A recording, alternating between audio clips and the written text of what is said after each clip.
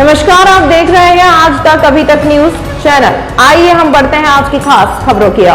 इंदौर संस्था राम राज्य पिछले 2 सालों से सामाजिक देशहित के लिए काम करने में अग्रसर है। संस्था में संस्थापक श्लेष त्रिपाठी जी ने बताया कि हम लगभग 2 वर्षों से समाज हित में, देश हित और में सामाजिक कार्यों में कार्य करते हुए आ रहे हैं।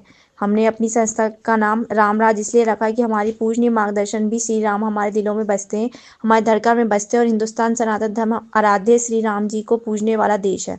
राम राज्य पर हमारा सपना है। आज तो नवयुवक युवतियाँ जिस तरह से पश्चिमी संस्कृति को अपना रहे हैं, ये हमारे लिए बहुत दुखपूर्ण है। हम संस्कृति भूलते जा रहे हैं, इसलिए हमारा संगठन आगे आ रहा है। अपनी संस्कृति याद दिलाने के लिए राम राज्य को पदाधिकारी गौरव शर्मा जी ने बताया कि आज हमारा युवा समाज भटक गया है। हम अपनी संस्था राम राज्य के द्वारा अपने सभी युवक भाइयों के अपनी संस्कृति जोड़ना चाहते हैं, देश इसके लिए काम करना चाहते हैं। इंदौर से संवाददाता बीबी सिंह की रिपोर्ट। जी भाई साहब, बताएं संस्था राम राज्य के बारे में। संस्था राम राज्य देखिए एक संस्था नहीं है, ये एक साम्राज्य है जो कहीं ना कहीं मेरे ख्याल से सैकड़ों हजारों वर्ष पहले जो प्रथाएं, जो आचार विचार, जो संस्कृति जो धूमिल होती जा रही, तो उसको पुनः उदय करने के लिए ये संस्था का शुभारंभ आदरणीय गौरव जी, आदरणीय पुष्पेन जी के माध्यम से इस चीज़ों का शुभारंभ हो रहा है। इसमें इस संस्था के द्वारा आप लोगों तक क्या संदेश देना चाह रहे हैं? आज का मामला जो है ना बड़ा गंभीर होता जा रहा है, बड़ा ही गंभीर होता जा रहा है। मतलब यूँ समझ लीजिए, चाहे वो युवा वर्ग हो, चाहे वो वयस्क हो, चाहे वो बुजुर्ग हो, कहीं ना कहीं एक मोबाइल का जो है ना कीड़ा, उसमें वो उल्लिप्त होता जा रहा है। संस्कारों से परे है, आदर्शों से परे है, स्वाभिमान सम्मान क्या होता है वो पूरी तरीके से धूमिल होता जा रहा है। इस कारण से मैं ये चाहूँगा हर एक व्यक्ति, चाहे वो किसी भी वर्ग का हो, चाहे वो किसी भी धर्म का हो, चाहे वो किसी भी समाज का हो, उसको हर एक व्यक्ति को अपने समाज के प्रति, अपने परिवार के प्रति एक दृढ़ता से एक सम्मानित एक शुभारंभ करे। आपको ऐसा क्या लगा कि आपने आपकी संस्था का नाम राम राज्य के ऊपर लिया? मैंने बोला ना अभी कि राम राज्य एक केवल नाम नहीं है, एक संस्था नहीं है, चूँकि एक बहुत बड़ा साम्राज्य जो हम बहुत पीछे छोड़ आए थे, हम उसको पुनः गठन कर रहे हैं कि समाज में एक वो छवि प्रस्तुत कर सकें। आप लोगों के माध्यम से, हम अपनी मेहनत से हमारे युवा भाइयों को जोड़कर, हम सभी लोगों को इकट्ठा करके हम वो छवि पैदा करना चाह रहे हैं जो हम कहीं ना कहीं धूमिल कर चुके थे। आज का जो कल्चर है ना, जो पाश्चात्य संस्कृति का, वो हमारा कल्चर है नहीं। लेकिन आज के ज़माने में वाया मोबाइल, वाया टेलीविज़न के माध्यम से हमारी जो संस्कृति ना वो कहीं ना कहीं धूमिल होती जा रही है और पाश्चात्य जो संस्कृतियाँ वो यहाँ पर हावी हो रही हैं। जैसा कि अभी नाइट कल्चर की बात कर रहे थे अपन, जैसा कि अपन ड्रग की बात कर रहे थे, नशाखोरी की बात कर रहे थे, ये हमारा नहीं काम था। ये उन लोगों की जो योजनाएँ हैं कि कैसे जाके हम देश को यहाँ पूरा तितर कर सकते हैं, तो वो कहीं ना कहीं सफल भी हो रहे हैं। जहाँ एक तरफ नाइट कल्चर को ख़त्म करने की बात की जा रही थी, पर अभी कुछ दिनों से देखा जा रहा है कि नाइट कल्चर में लड़कियाँ बिल्कुल अपने आप को है ना, बिल्कुल नशे में धुत पाई जा रही है ना। देखिए वो लड़कियां या बच्चे जो भी हैं ना, मैं उनको थोड़ा कम दोषी ठहराता हूँ।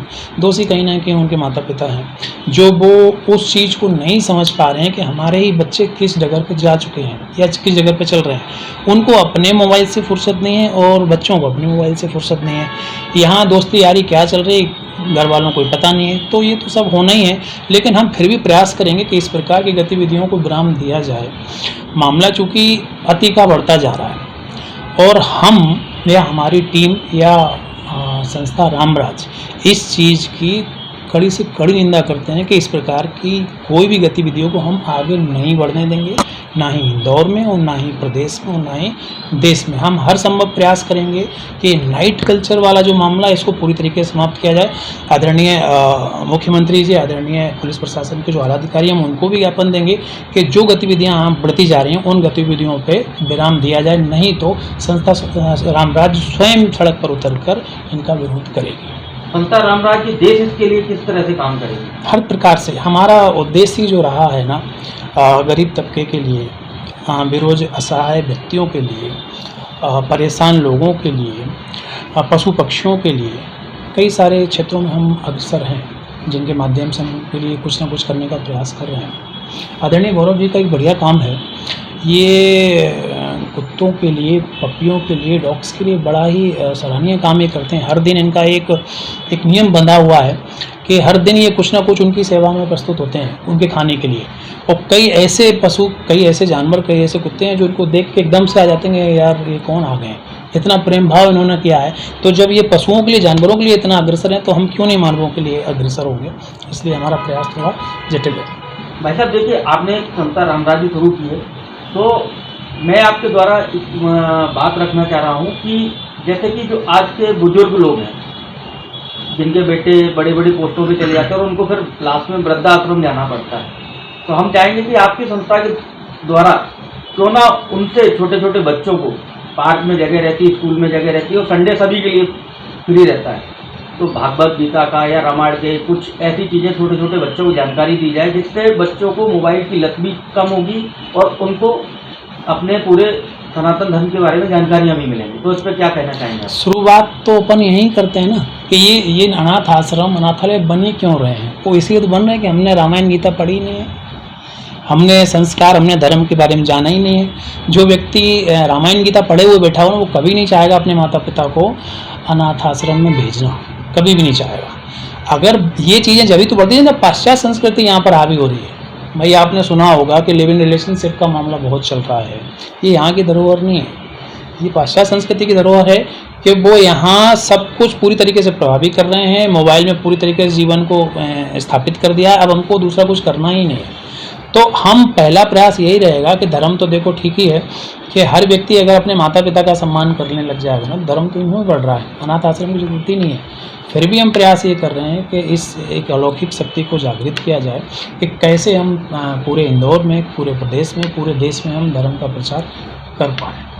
आप युवाओं को क्या संदेश देना चाहेंगे? युवा बहुत सरल और थोड़ा सा परेशान है आज के ज़माने का। जरा सी बातों, भावों को जरा सी बातों पे बिखर जाता है। तो कहीं ना कहीं उनको आत्ममंथन, आत्मशक्ति की ज़रूरत है। छोटी छोटी बातों पे जरा से बहकावे में किसी भी हद तक चला जाता है।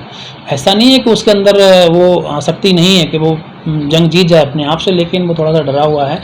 इस कारण से मैं यही चाहूँगा कि अपने आप भरोसा रखें, अपने ऊपर भरोसा रखें, मेहनत करें। मेहनत करेंगे तभी आप कोई भी लक्ष्य को हासिल कर पाएंगे, वरना आज के ज़माने में आप 18 घंटे, 16 घंटे अगर मोबाइल पे देंगे ना, तो कहीं ना कहीं युवाओं के लिए बड़ा हानिकारक है। और आज का युवा, जो देश का युवा है, वो वाकई में बहुत शक्तिशाली है, बशर्ते उसको अपना लक्ष्य स्थापित करना पड़ेगा। आपका परिचय? शैलेश त्रिपाठी।